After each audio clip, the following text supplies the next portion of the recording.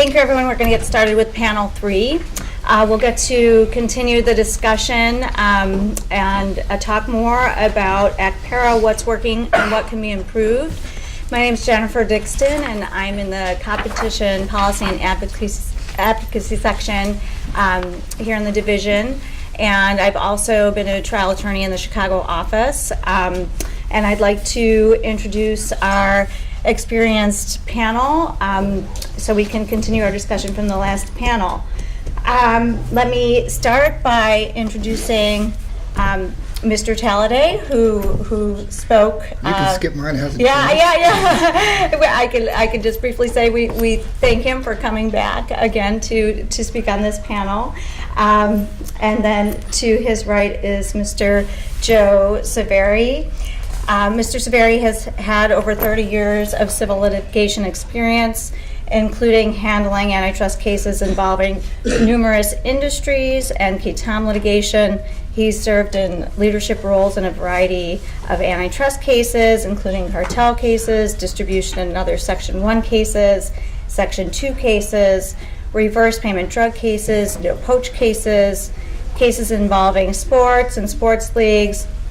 And in 2012, he founded the Joseph Saveri Law Firm, and he currently serves as lead counsel for the direct purchaser plaintiff class in the capacitors case, in addition to a number of other cases. And I'll turn to my left. To my immediate left is John Terzakin. He's a partner at Simpson, Thatcher, and Bartlett. He represents clients in government investigations and follow-on civil antitrust litigation and white-collar crime. He has had extensive experience navigating clients through the leniency program and the ACPERA process. And I also know TJ from his time here at the division. He was the director of criminal enforcement for the division previously. And immediately to his left is Scott Hammond. Scott Hammond is a co-chair of Gibson, Dunn and Crutcher's Antitrust and Competition Practice Group. Scott's practice focuses on the representation of companies and executives subject to investigations by the DOJ, the Antitrust Division, and the world's other major competition enforcers. Before joining Gibson Dunn, he also served at the division. He was a prosecutor for 25 years. Also a boss of mine. He was the director of criminal enforcement, and then of course the deputy assistant attorney general for criminal enforcement. And we have Roxanne Henry at the end. Roxanne is senior of counsel at Morrison and Forster law firm, and she's a former chair of the ABA antitrust section. She has long defended companies and individuals, foreign and domestic, and cartel investigations, including as lead counsel in civil follow-on litigation and criminal jury trials. And she's represented leniency applicants as well as defendants without leniency, and has also represented corporate clients with cartel damage claims. So we thank all of our distinguished panelists for being here today. And we're going to explore whether ACPERA is in fact working as it was intended. And I think it was mentioned here today, quoting Senator Hatch, who predicted the benefits of ACPERA would be that the total compensation to victims of antitrust conspiracies would be increased because of the requirement that amnesty applicants cooperate, and another aspect of ACPERA was that increased self-reporting will serve to further destabilize and deter the formation of criminal antitrust conspiracies. And as we've learned, there's both sides of the debate. Some people feel that ACPERA is in fact working very well, and others feel that it could be improved and revised. So I'd like to start with Joe from the plaintiff's perspective. Would you like to tell us your views? We've heard some already today on whether ACPERA is serving its purpose. So thank you. Let me start with, I think, what my top line conclusion is, which is I think ACPERA is generally working. I think that it is accomplishing its general principles. I think it is permitting and allowing additional detection of conspiracies. I think that there is little evidence of decline in leniency applications. I think to the extent there is data out there, it indicates that the number of cartel actions is going up. So I think at a very general level, it is working. I think one of the things, though, that I would say is that I think in the discussions, we have to be clear that one of the key stakeholders in this are the victims of the conspiracy. I think it is one of the key parts of ACPERA that victims do receive redress for their injuries. We've talked about restitution. I think everybody recognizes it's important. I think that more broadly, the interests of justice require victims to obtain redress for their injuries. And in fact, I think Congress explicitly recognized this in the statutory scheme. And of course, this goes back to some fundamental principles underlying the antitrust law. These long predate ACPERA. They're at the origins of the antitrust law, and that includes providing redress to those injured by price-fixing conspiracies. The treble damage and joint and several liability that the statute has had in place for years are important to that. I think the other part of this is that private enforcement of the antitrust laws is crucial to a vigorous enforcement of the antitrust laws in the United States. And so in this discussion, it's important to me, representing victims of conspiracies, that we don't lose track of that. I think the other provision that is important to recognize is one of the key provisions of the statute was to reduce cost to private plaintiffs. And so that's an important factor to also consider. And I think in some ways that's one of the ways in which the statute isn't living up to its promise. That especially when cooperation isn't timely or is not complete, what that does is put a burden on the private plaintiffs. And that includes a burden of costs and a burden of time. And so I think that's something we should focus on. Thank you. And I'd like to move to Scott, who was criminal director when ACPERA was passed and the deputy when it was reauthorized. And I wanted to ask what your view is now that you're in private practice representing leniency applicants. Is ACPERA working in your experience? Well, to the extent it was designed to incentivize companies to seek leniency, it's not working. It's not working as intended. And I'm thinking maybe that's the reason why people are starting to call it ACPERA. Look, people can have different views, but the antitrust defense bar and the business community are the clients of the leniency program. So you only have to ask them in terms of, is it incentivizing self-reporting? We heard the views earlier today of the business community that it is not. And it certainly has been my experience, and I think it's a widely held view, that it simply isn't, because in more cases than not, companies who self-report conduct end up being in worse position in civil litigation for doing so. I think we're going to talk about some of the reasons why that's the case. But it's violating the golden rule of leniency applications, which is if you come in, you won't be worse off than companies that haven't admitted their conduct, that haven't reported the conduct, and are not cooperating. And it's too often the case that that's exactly the position that leniency applicants are put into in civil litigation because of the way the ACPERA works in practice, not on paper, but in practice. Let me just comment on one other thing, which is the importance of certainty. I had 20 years of experience managing the Antitrust Division's leniency program. You can look at, this is not and I mention that because this isn't a view that I have now taken since I've come into private practice. You go back and look at all the speeches in terms of the Antitrust Division's administration of the program, the speech on what the cornerstones of leniency programs are that have been adopted around the world, and you will see the principal cornerstone, there are three, but is transparency and predictability. Uncertainty is a killer in the leniency program. And to the extent that private damage exposure is a major cost and consideration, and companies not only can't predict what that exposure is, but can't predict whether or not ACPERA will be a benefit, it is disincentivizing leniency applications. Thank you, Scott, for those remarks. Roxanne, you've been on, I think, both sides, representing both plaintiffs and civil actions, and then also on the defense side. And what are your views on ACPERA? Is it working from your perspective? So let me make a few quick points. First of all, don't blame any mechanical minutia issues on the functioning of ACPERA on the diminution of leniency disclosures or self-reporting. That makes no sense.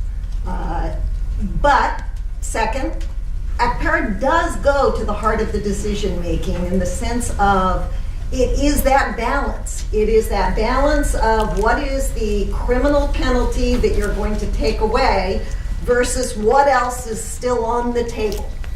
And that what else is still on the table has dramatically increased. I think Jeffrey mentioned it. It was mentioned in the first panel by Judge Ginsburg. There's just a lot more on the table on that. And that balance is where you have to look when you're looking at what is the incentive for disclosure. Thirdly, I want to pick up on a point that Bruce made, which is there is a difference here between a follow-on civil case and a case which the plaintiffs are bringing on their own. Maybe you define a follow-on case as the case where there is an amnesty candidate. I haven't had a chance to talk to Bruce yet, but you take your poultry case. Would you trade detrebling for having a criminal conviction that you could play off against in that case? If you could incentivize somebody to come forward and be the leniency candidate, what would you trade to get that? There's a lot of focus there that can be done that's a bigger focus than just looking at, do we have certainty on when we get specific benefits? I think we need to think a lot broader. Thank you. TJ, would you like to share your views from your perspective representing leniency applicants? Sure. And it's interesting because when I was at the government, people used to complain all the time about these civil obligations that they would have, and my line was always, well, that's your problem. So it was interesting to come to the other side and then learn it was my problem. And it's a complex one. What I'll say about it is my experience, having done this a number of times now before boards, is ACPERA definitely plays a role. It is a weight that's on the scales among every other that clients think about when they're coming in for leniency. And I would say that in and of itself evidences the benefit that ACPERA brings to the leniency program. What I will also tell you, though, is those same clients are often quickly persuaded to take that weight off the scales when they learn how it actually operates in practice. So when you explain to them what this is really going to mean for them, what it's going to look like in civil litigation, they quickly take that off and say, well, maybe that's not as great a benefit as it sounded when you first described it, which evidences to me that maybe there are some tweaks we can make to the program. So that's about as concrete firsthand experience as I can tell you about my experiences with ACPERA so far. I think some of the tweaks we're going to talk about in a little bit will really go to the issue of gamesmanship.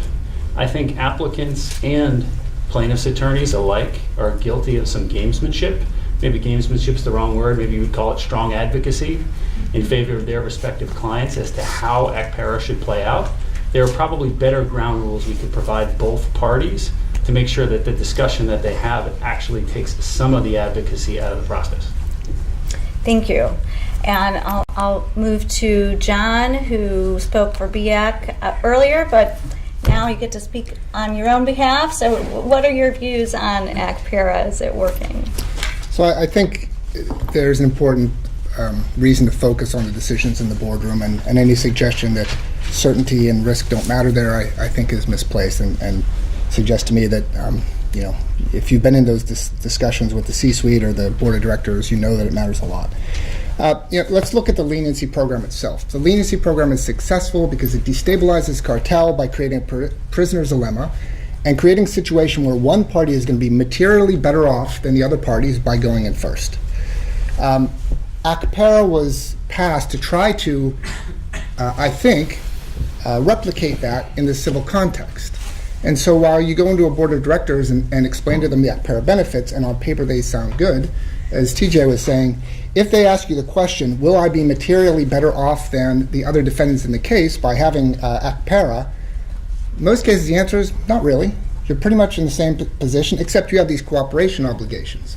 And you won't actually know if you get the ACPERA benefits until after the trials occurred, after the damages have already been settled, after you have done everything in your power to maximize that, and then you'll find out if it's single damages instead of treble damages and joint and several liability. So, by and large, are there situations where it can benefit you to be the ACPERA applicant? Yeah, there are some.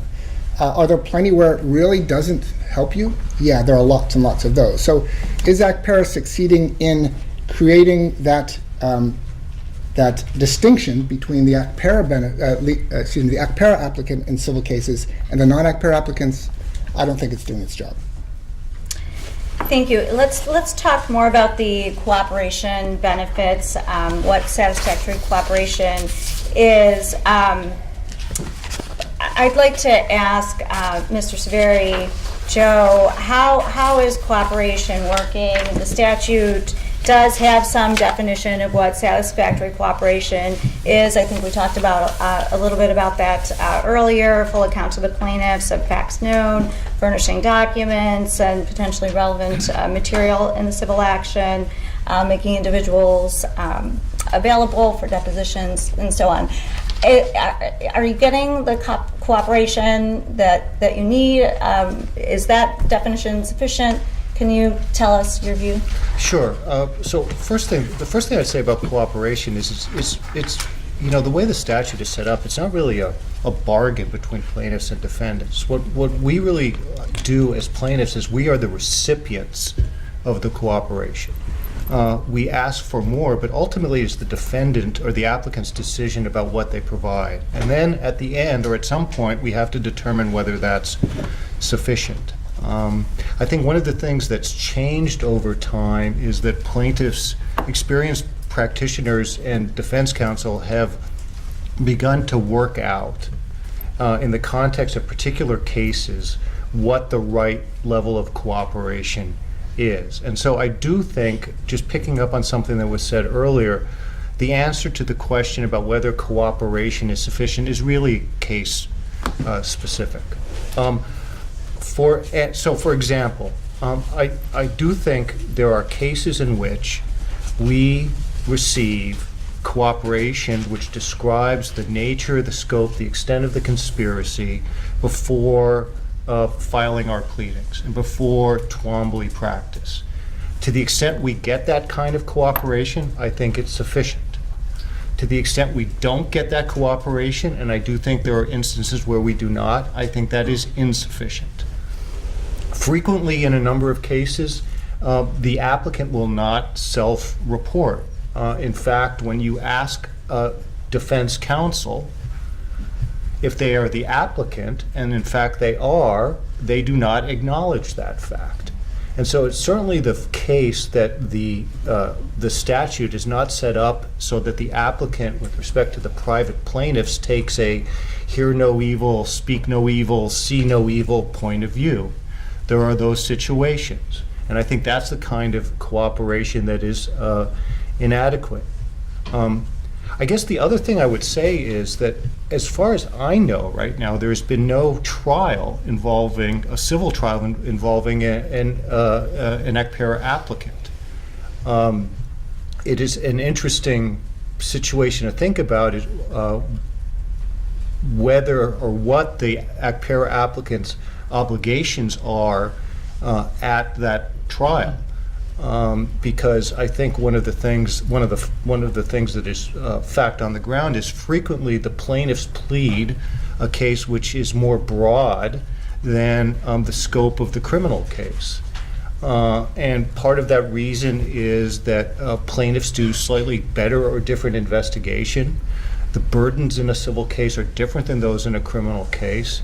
And one of the things that happens over time is plaintiffs learn more about the case, put together a different and longer timeline than the applicant originally describes.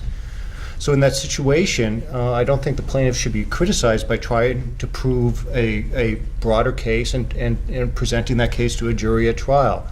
In that circumstance, I don't know it's unclear to me exactly what the cooperation obligations are of the applicant. So I guess what I would say is that generally, over all the cases I'm involved in, the extent of the cooperation is mixed. There are some that are better than others, some that are worse than others. One other thing I would just say is that it's also frequently the case that the kind of cooperation and assistance and insight into the conspiracy that we receive from a non-amnesty applicant, from the second party we talk to, turns out to be more broad, more fulsome, more complete than we receive from the amnesty applicant. To tell you the truth, I haven't figured out what that means, but I think it's a fact. And I think if you talk to the plaintiff's lawyers, you will hear that regularly. Thank you. From the leniency applicant defense perspective, I'd like to get views from both TJ and Scott on this. How is cooperation playing out in practice based on your experience? Yeah, so, you want to go first?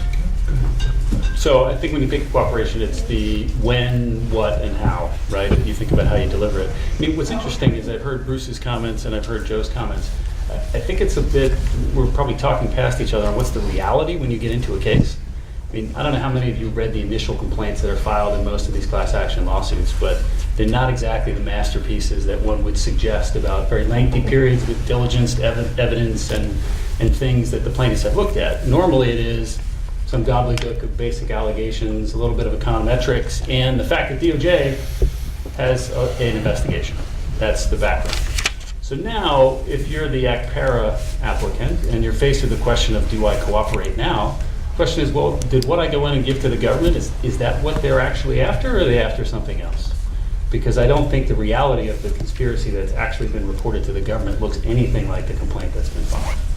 Now, that isn't to suggest then that an applicant may not go forward and cooperate, but then normally the questions that you got, at least the ones that I've gotten in my cases, are not so much of, boy, that's really interesting, thank you for that. It's, well, how can you make this conspiracy longer? I've put a conspiracy that's 4 years longer than the one that you seem to be reporting to me. And how can we get after these people? Why aren't the parent companies involved in this? Do you have evidence that the parent companies were also attached to this? So it's not a question of what is it that you provided to the government and just give us that. It's how can you help us make this bigger? And again, I'm not here to challenge the respective roles of the government or the plaintiffs. Everybody's got their own rights for advocacy and their own clients to deal with, and I think that's the right approach. But I do think when we're talking about the cooperation that flows from self-reporting to the government, if the goal here is to match that cooperation so that we provide incentives for people to come in the first place, then the cooperation ought to look like what was given to the government. So my experience is the two don't match up currently.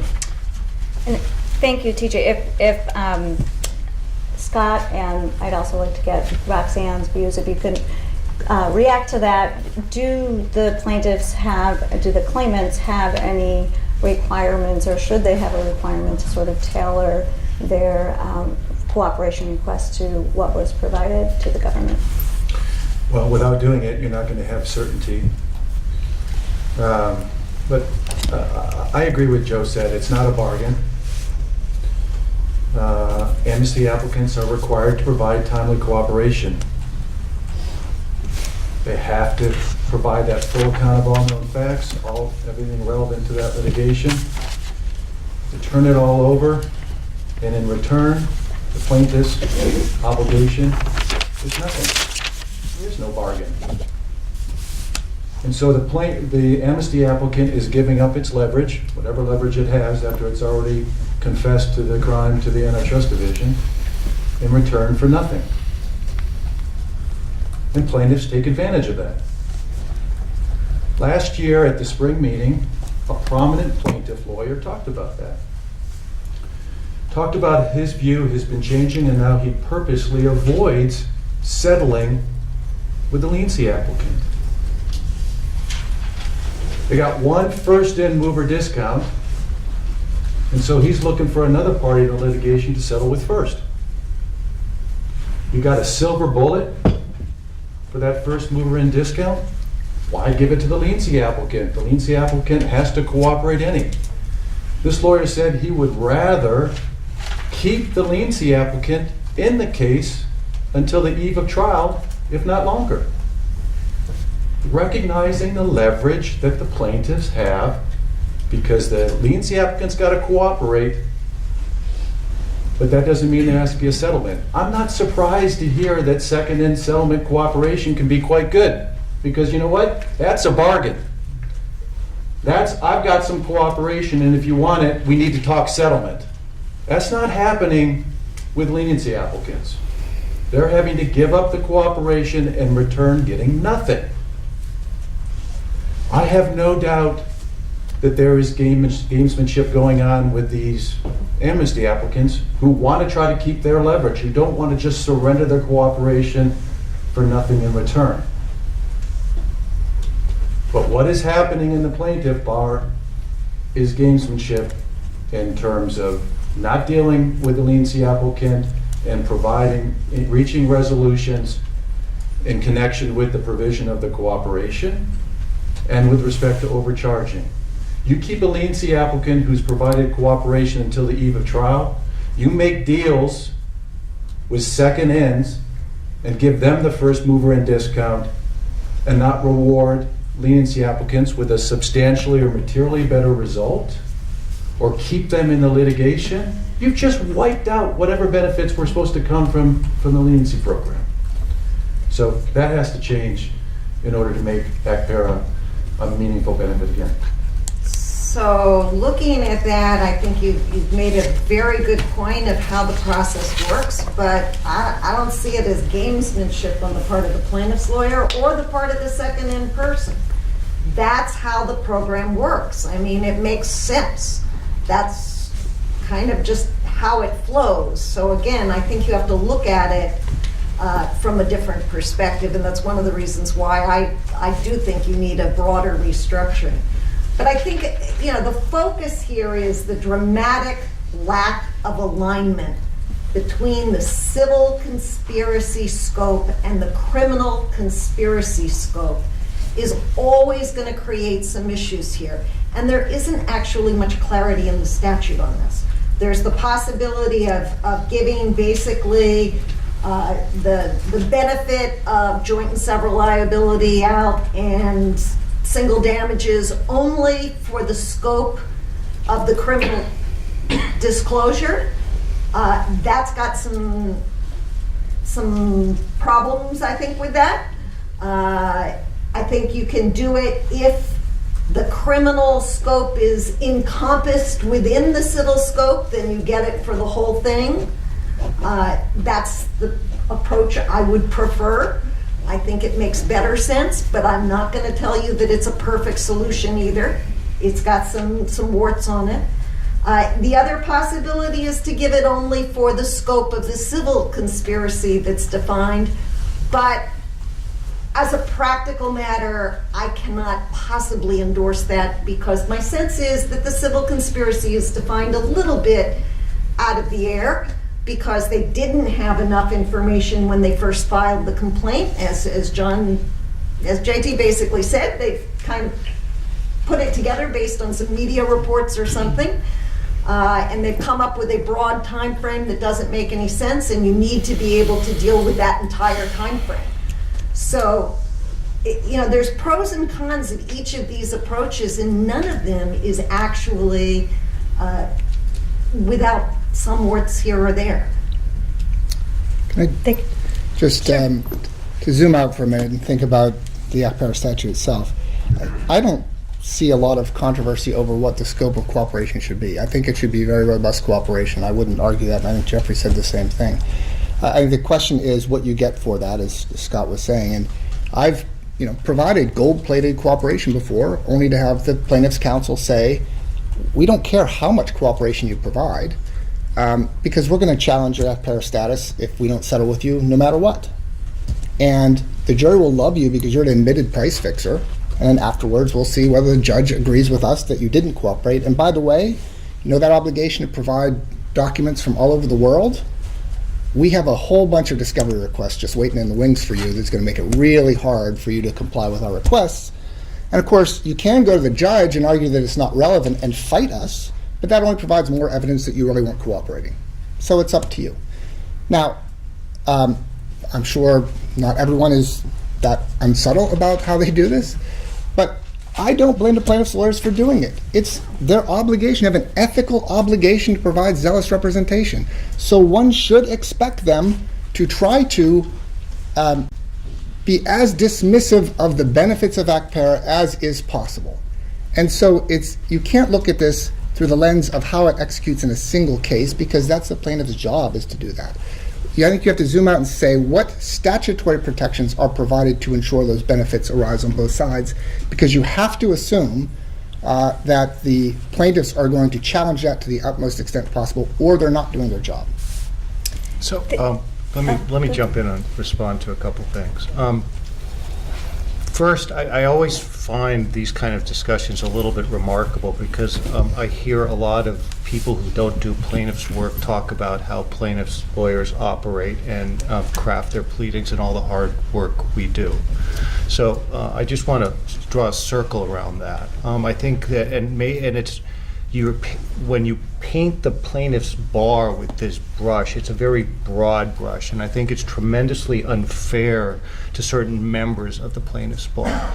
I mean, I would say, for example, the complaints that I work on are highly detailed. We do a lot of work. We spend a lot of time on economists, and I think there are people in the room who know that we sometimes beat the government to the punch in terms of the allegations of the conspiracy. So, I want to be very clear that this is not just a situation where there are plaintiffs free riding on work the defendants have done. Second, I want to be clear about what I meant about a bargain. There is a bargain here, and under the statute, the bargain is that in exchange for cooperation, plaintiffs are the right for them to pursue treble damages and joint and several liability is removed. That is not a bargain for exchange where you're sitting across the table from one another. That's the statutory system, and that is the bargain. That is the trade-off that is explicit in the statute. So, I guess I do think there is to your point, Roxanne, I do think there is a little bit of a mismatch that comes up because of some kind of difference between what the Department of Justice is trying to prove in the criminal case and what is going on in the civil case. That has to do with things like prosecutorial discretion. It has to do with burdens of proof. It has to do with a number of different things. I do think there is a little bit of a misalignment there, but actually I think that that's something that we can work on in these cases as they go. And my experience is frankly, that gets accommodated. Thank you. I want to move on to something that was mentioned at the last panel, which is an idea that John Talladay had come up with some of his colleagues about a presumption that would apply in the context of providing cooperation, and I'll characterize it, and if I do it wrong you can correct me, but basically the presumption would allow the leniency applicant to go in with the presumption that the applicant was providing satisfactory cooperation, which could then be rebutted by the claimants if the applicant was indeed not doing that in the course of the litigation. So I wanted to get John to explain, the reasoning for that. I think you did a little bit in some of your remarks, and then also get reactions from our panel on whether that type of change would indeed provide more certainty or clarity to the statute. Yeah, so I thought it was a pretty modest proposal, honestly, until Bruce spoke. But look, let me talk about what it wasn't. It wasn't a suggestion that that cooperation obligations should be reduced. And it wasn't a suggestion that liability as to leniency applicant should be reduced. It wasn't either of those things. It was simply addressing some of the echoes of what we heard before, that the decision as to whether one has ACPERA protection doesn't happen until after the trial. And Joe, I think what you said is technically not correct. You said ACPERA removes the right to seek treble damages in joint and civil liability. It doesn't remove the right to seek it. The plaintiff still has the right to seek it, and I think if they weren't seeking it, they wouldn't be doing their job. So what my proposal addressed was a timing issue and a presumption issue, and it played off of the auto lights case and simply said, okay, no one knows exactly what cooperation is, and there needs to be a determination of that at some point. I agree with Peter and Jeffrey that better pre-trial than post-trial, so that everyone knows you don't have to go through the ritual of a trial before you know what people's risks are. But it was simply saying that there should be a presumption that if the leniency applicant provides to the plaintiff in a timely fashion at least everything they provide to the DOJ, then there should be a rebuttable presumption going forward that they've met their ACPERA obligations. Doesn't mean that that's the end of their cooperation. I don't think it can or should be. Look, there's obviously a lot more you can find out about scope and participants and so forth in a 5-year discovery period than you can in a 2-year criminal investigation. But at least it puts some weight on the scale at a point in time where it matters to the leniency applicant in terms of their ability to negotiate a settlement and try to do better than their co-defendants. So that was the proposal and the entire scope of it.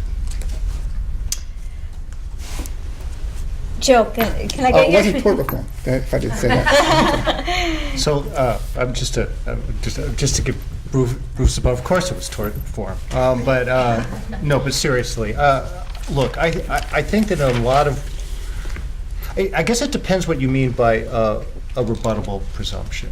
I think that at some level, the statute does basically do what you're describing. There is a point in time where the court has the opportunity to review the quality of the cooperation. Now, then the question, there are two questions to me, is when do you measure it? You know, is it 30 days after applying? Is it 60 days after applying? Is it before the consolidated complaint has been filed? Is it after all of the discovery? I think there are important questions about when the timing should be measured, and I do think some clarity around when about when the timing about when the cooperation should be evaluated would be useful. Although, as Bonnie noted earlier, I think it really depends on a particular set of facts in a case. So, you know, I guess the basic things that the plaintiffs want to know are who the participants are in the conspiracy, what the scope of that conspiracy is, both in terms of products and time. I think some estimate of what the sales are, what the injuries were caused, are all things that are part of cooperation. Seems to me if the defendants the applicant provides that early, and there is some opportunity to determine whether that's sufficient, that probably has some value. Now, I don't know what that means when you say it's rebuttable, but I do think some clarity about the adequacy or what the timing is useful. I guess it feels a little bit like we're talking about creating a safe harbor here. And my experience with safe harbors is that safe harbors are good when you're inside the safe harbor. Safe harbors are very unpleasant when you're outside the safe harbor. And so I think you have to be careful about what that means, because if you fail to provide any of that information, I think there's a very strong argument for taking away the ACPERA protections. And so I think you have to be very careful about that. And so my own view is that this should be, some clarity on timing would be useful. I think it's useful to develop that on a case-by-case basis. And ultimately, I think it's the trial judge that has to resolve this in the full context of the particular case. Thank you. Do other panelists have reactions to John's proposal? I think it's a great idea. But my thoughts on timing is just to offer on that. I mean, I think the presumption is helpful. I think you probably have to couple two things. I mean, the issues that we run into in this bargain for exchange as you go through the cooperation process really do relate to timeliness and then the scope of the cooperation. And I think from both sides' perspective, the problem is that it's subjective, right? And so that it does come down to the advocacy process. Bonnie talked about this on her panel. We'll leave it to the litigators, and the litigators will work it out. Well, we're all litigators in this room, and you know how that works out when we get on the phone and try to work things out. I've got my idea, you've got yours, and we hope to meet in the middle, but often not there either, right? So I think part of this process, at least in the tweaks that I would suggest, is why don't we look to find a more objective way to measure these things? Why can't timeliness have a time limitation? I mean, Bruce mentioned on the panels a similar idea I had of why can't timeliness be at some moment in time before a consolidated amended complaint or before the response to the motion to dismiss? Right? Why can't we hook it to a fact specific, or at least make that the default absent exceptional circumstances? Similar to cooperation, why can't we have a definition of what preliminary cooperation like this presumption assumes means everything you gave to the government? If you give everything over that you gave to the government, that's a presumption in favor of the fact that you have satisfactorily cooperated as long as you continue to cooperate going forward in the case. And then you can litigate that presumption if you have to. So I don't see why we can't come up with a few more objective facts as opposed to simply leaving it to people to battle out in between. Because I don't agree with the proposition that's been mentioned a few times that we all really know how this works. So I've been out in private practice now 7 years, 8 years. And in that time, I've been in a number of these cases as the leniency applicant. And I will tell you that not every plaintiff lawyer knows how ACPERA works, and everybody's got their own definitions of what that means. I can also tell you on the other side, frankly, other people I've worked in combination in these cases don't know what it means to be an ACPERA applicant and don't understand or have their own views on what it means to provide cooperation. So I don't agree there's sort of a well-tread path that everybody can negotiate down. The bottom line is it comes down to take the gloves off and figure it out in the middle of a particular fact case. I just don't think that's the right place for ACPERA if we're really talking about incentivizing leniency applicants. Make it objective. Thank you. Let's move into other suggestions that I think our panelists have on how ACPERA could function better, and I'll move to Scott. I think you had a few suggestions that we discussed in preparation. Could you share those with us, and we can talk more about them? Jennifer asked me what I thought the DOJ could be doing to make ACPERA operate better, so I'll offer 3 suggestions.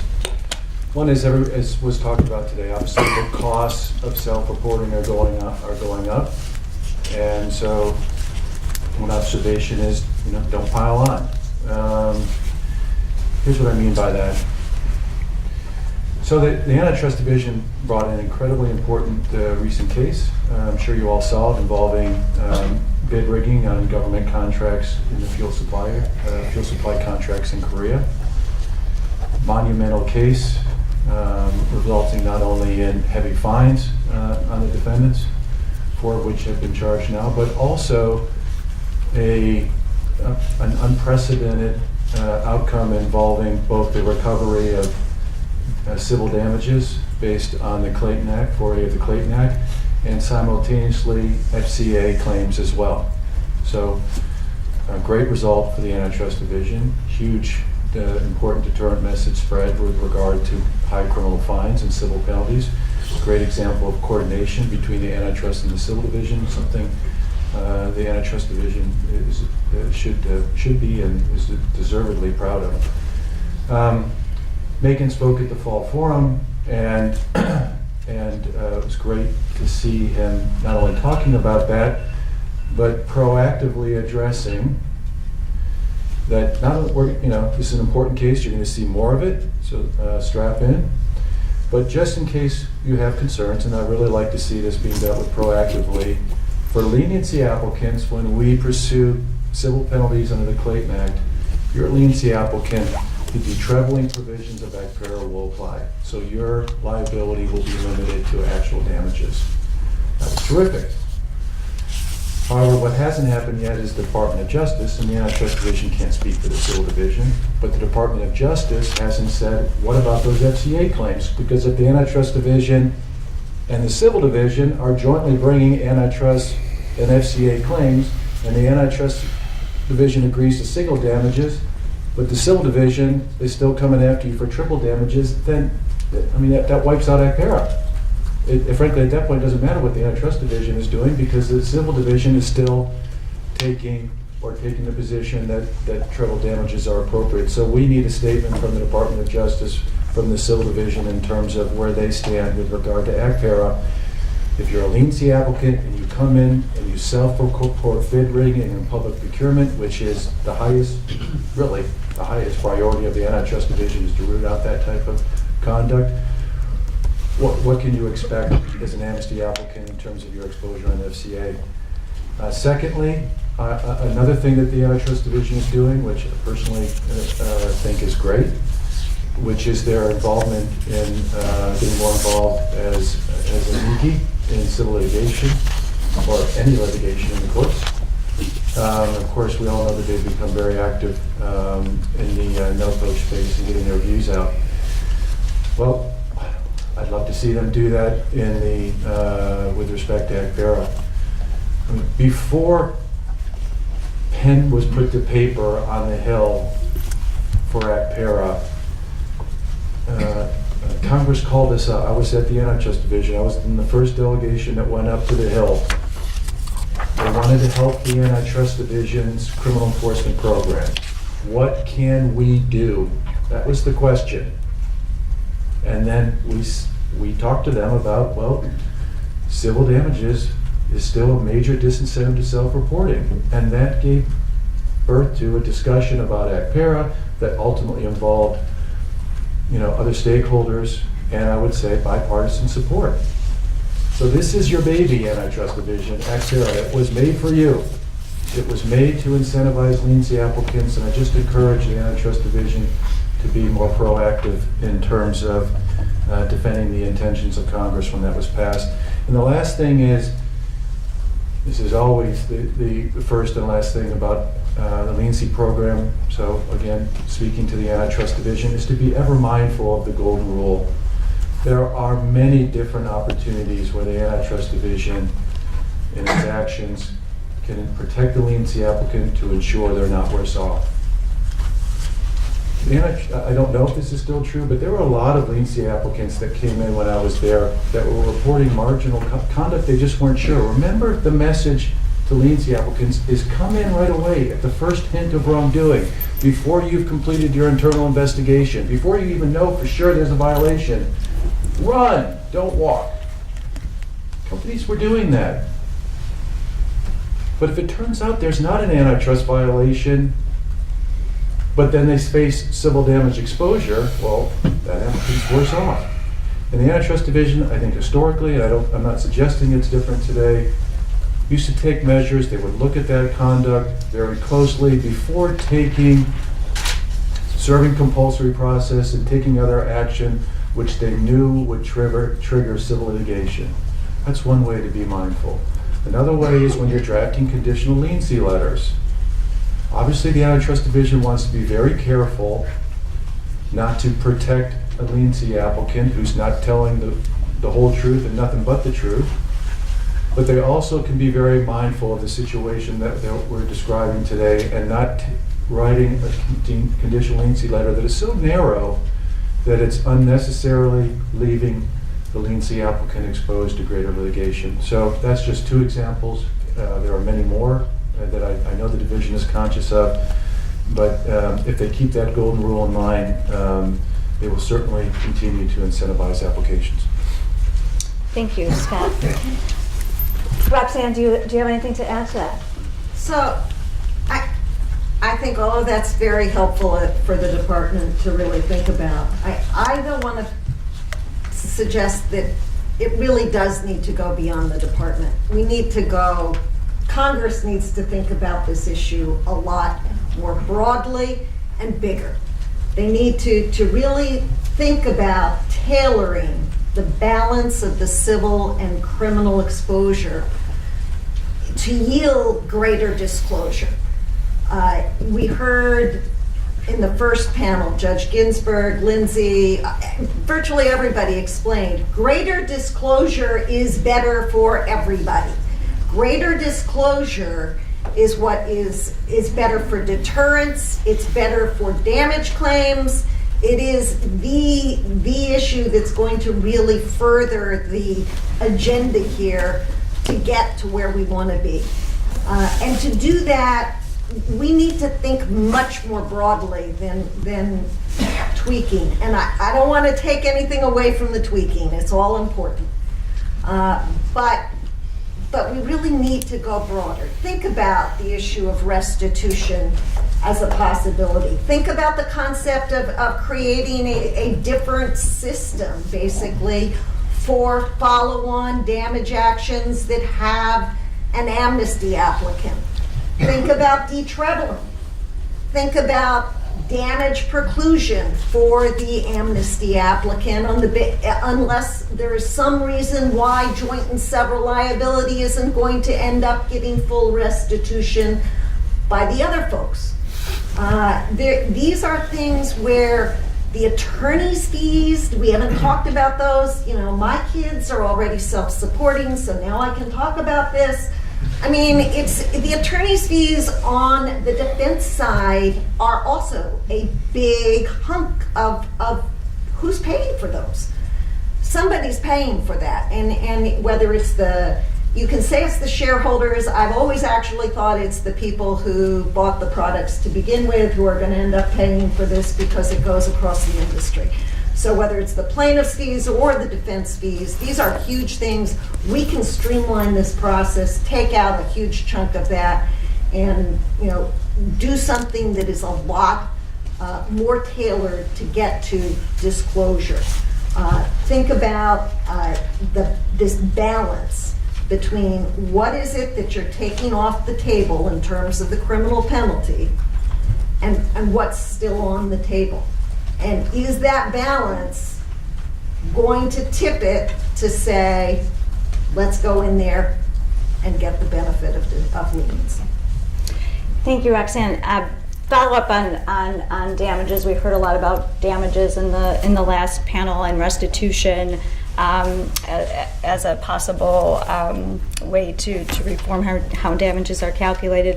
Obviously, the department has a significant interest in seeing that restitution is paid to victims and ill-gotten gains are disgorged.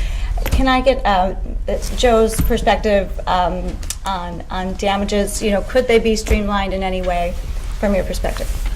I don't. Well, if you're talking about the what is now I think of as the Jeffrey Kessler proposal about restitution, so I think having been involved in recently in some of the CVRA procedures in some recent cases, I think that the one thing that is true, and I agree with Bonnie when she said it earlier, is that the plaintiff's bar is very well experienced in both determining the amount of damages caused to victims by price fixers, as well as administering claims programs involving lots of different types of claimants. It's an enormously kind of complex enterprise. I think the first step in the process is figuring out what the volume of commerce is that's affected. I don't think it's so simple to simply use the volume of commerce that's agreed to between the applicant and the government. My experience is that volume of commerce number is frequently negotiated, and that if subject to proof, the damage number would actually far exceed that. I think the second part of that is figuring out what the amount of the damage is as measured by the overcharge. That is a subject which is subject to expert proof. It is a difficult and expensive thing to do. So in order to get that right, I do think there is a considerable amount of expense and attention that and care that has to be put to that. Then, assuming that you have the pot of money right, I think there are a number of other complexities. It includes figuring out who the claimants are, what the process is, whether they're direct purchasers, whether they're indirect purchasers.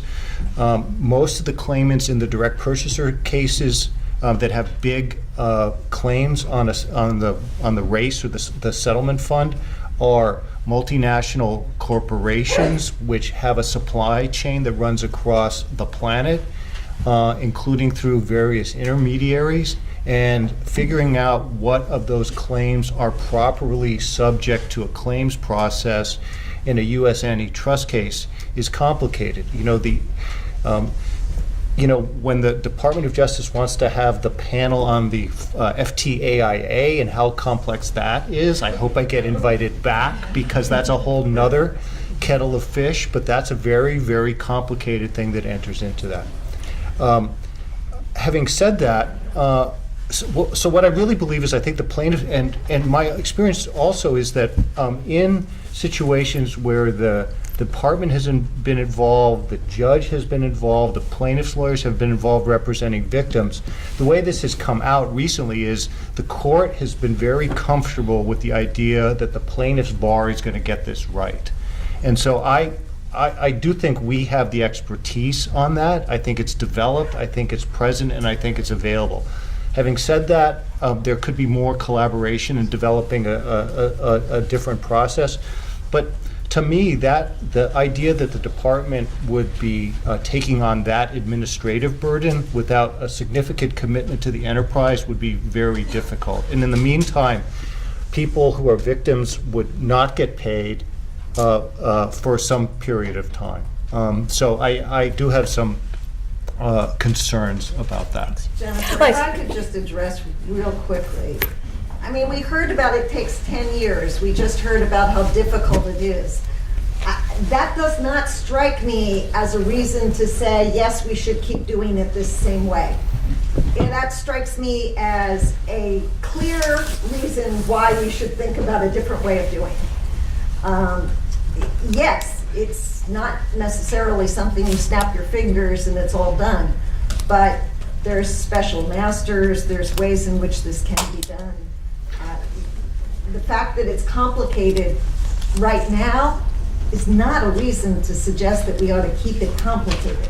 Yeah, I guess just to maybe respond to that, I think that if the first move is to appoint a special master, I mean, to me that highlights the fact that there's going to be additional cost and expense associated with the enterprise. Right now it's a burden that is borne by the plaintiffs. We do it well. We do it consistent with due process. We do it better than we've ever done, and I think generally the victims are satisfied with the process. And so, to me, I mean, the other rule that we should be talking about is maybe some version of the Hippocratic Oath here. We should do no harm. And so I think that part of the system does work. And so that's kind of where I come down on that. The cost is not borne by the plaintiffs. The cost is borne by whoever is paying all this at the end of the day. Well, I see that we're about at the end of our time, and I want to give each of our panelists again just a minute to say if there is one thing that they would do to further incentivize their clients to report, or if there's one thing that Joe you would like as a plaintiff's claimant's attorney, what would that be? And then we'll wrap up because I don't want to take too much more of our time. So quickly, one of the things that I think that has developed significantly since I've started doing it is that on the plaintiff's bar, I think we've developed our ability to work cooperatively in these cases with the Department of Justice, and to work in a way early in the case so that we can do things not to step on each other's toes and to satisfy our legitimate and important interests. And so one of the things that I think we have done and we continue to do is things like cooperating on scheduling, phasing of discovery. We've certainly done things like putting the depositions of key witnesses off until the resolution of the criminal trial. All of those things are things that have developed with experience, and I really do think that that's a place where this process can run better, both certainly for the Department of Justice, for the plaintiff's bar, and also for the court and the applicant and everybody involved. Thank you. John? Yeah, so just in closing, I guess, zooming out again, I'm reminded of a joke from a now disgraced comedian who used to say, I have no idea what that is. it doesn't narrow the field a lot. He used to say when he was a kid, he'd do something wrong, his father would say, go get me a stick to beat you with. And so he would go outside and find the smallest twig he could possibly find. And we have that kind of dilemma here, right? Except I think people on the defense side of the bar would say, it's go get me the biggest stick you can find, and I promise I won't hit you that hard with it. But what would make it a lot better is clarity, right? More clarity on the size of the stick, more clarity on the size of the beating, so that a decision can be made in advance that has better calculability to it when those decisions are being made. And I think the Justice Department, in figuring out what it should endorse, really needs to focus on the decision in the boardroom of whether to seek leniency. Thank you. TJ? So I think there have been a lot of great ideas. In fact, I share a lot of them. I don't think Jeff's idea is wildly out of the ballpark. There are obviously a lot of moving parts you'd have to figure out. We talked about a lot of objective things you could do on the timeliness and the scoping of cooperation. The one aspect we didn't talk about is the sort of damage piece of it beyond, well, we can maybe come up with a better modeling exercise to come up with damages. One easy fix, I think, to the statute would be to, for the avoidance of doubt, actually define the fact that actual damages means actual damages. That is, that Hanover Shoe and Illinois Brick don't apply in the context of a leniency applicant. That would significantly change the leverage in a lot of the discussions we have out there with the plaintiffs' firms in terms of how do you actually calculate what the damages were to your client. Because by and large, the people driving these lawsuits are not the ones that are absorbing the actual damage. So I think that could be something, either it could be fixed legislatively just to make it clear, and frankly I think it's clear already, and maybe that's something that the department's willing to weigh in on in the future. Scott? Well, I appreciate that I've had an opportunity to share my views with all of you, and thank you, Jennifer, for putting those questions to us. I'm going to cede my time. I just also want to say thank you very much for the division to put this on, because I think it's very important. I want to endorse what John said, which is the focus needs to be on that decision-making process and really what's going to tip the needle and make a significant difference here. And that's where I think we ought to focus. Thank you. I want to thank our panelists. Thank you.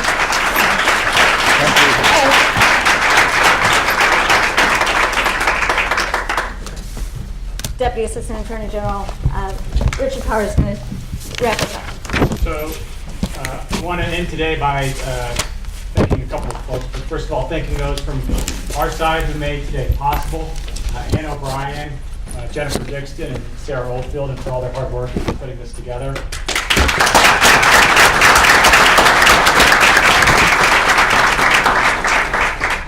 And secondly, I'd like to thank all of our roundtable panelists and participants. I think we're looking for a lively discussion with differing views, and it's fair to say you exceeded our expectations. and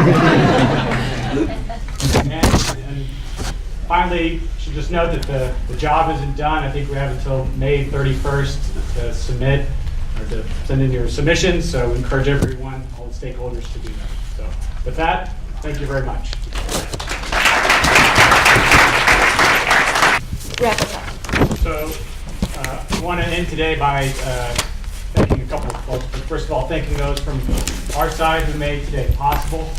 Ann O'Brien, Jennifer Dixon, and Sarah Oldfield, and for all their hard work in putting this together.